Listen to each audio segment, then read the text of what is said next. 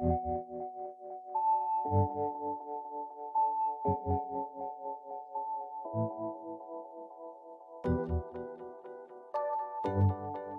y a un quartier qui a été conçu donc, par l'équipe du Sapin Leclerc et on s'inscrit donc sur un lot, donc sur une entité. On est donc uniquement acteur cette fois du scénario qui est écrit. Le scénario, qu'est-ce qu'il est? Je crois qu'il le dit déjà finalement au fond dans son appellation, le bois habité, l'idée de finalement au fond restituer un habitat qui est complètement imbriqué dans un bois artificiel, puisque bien on est sur une friche industrielle, hein.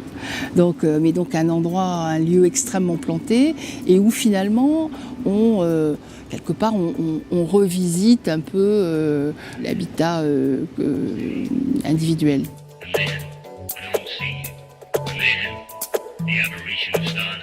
On a refait à l'intérieur de ce lot une sorte de mini plan urbain, je dirais, en éclatant complètement le plot construit qui nous était donné.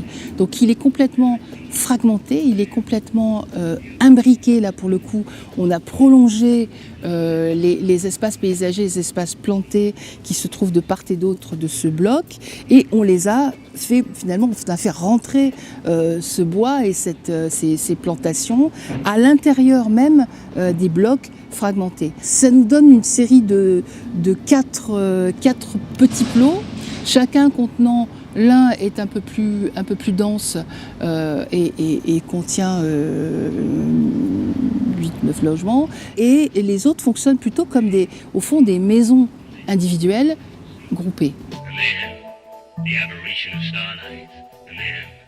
En faisant intervenir un élément qui en fait est l'élément clé du projet, qui est une passerelle en fait de distribution, donc qui se trouve, enfin plus qu'une passerelle de distribution d'ailleurs, c'est un lieu en fait suspendu qui est une passerelle, qui est appropriable, qui forme en fait des lieux de collectif comme des espaces publics et qui sont aussi par endroits appropriables par les habitants. Parce que c'est ce qui permet aussi de redistribuer des logements de par ce deuxième sol que l'on crée et qui relie finalement les différentes entités fragmentées à un niveau différent.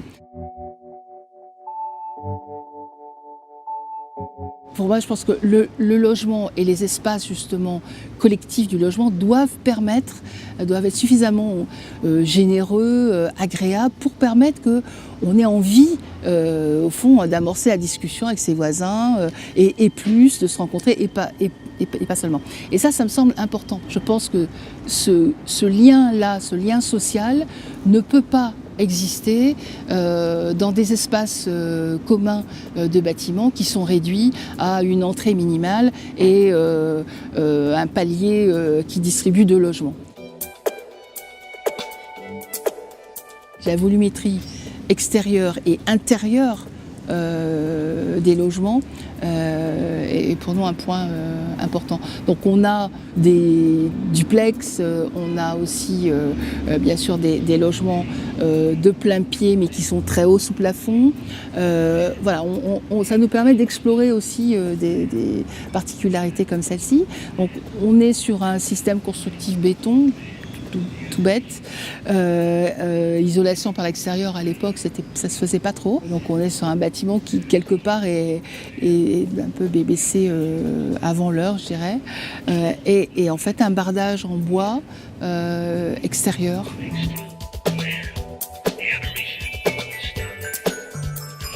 Le travail sur le skyline est très important. On est sur des volumétries en fait qui sont à chaque fois uniques, différentes. On a des hauteurs différentes. On est quand même malgré tout ça. Alors, là aussi, on a souhaité, au lieu de répondre en fait sur l'entité en fait du lot avec un bâtiment de la même hauteur, on a densifié un peu plus d'un côté pour pouvoir se trouver plus de liberté de skyline de l'autre et répondre bien évidemment quand même à tout le programme qui nous était demandé.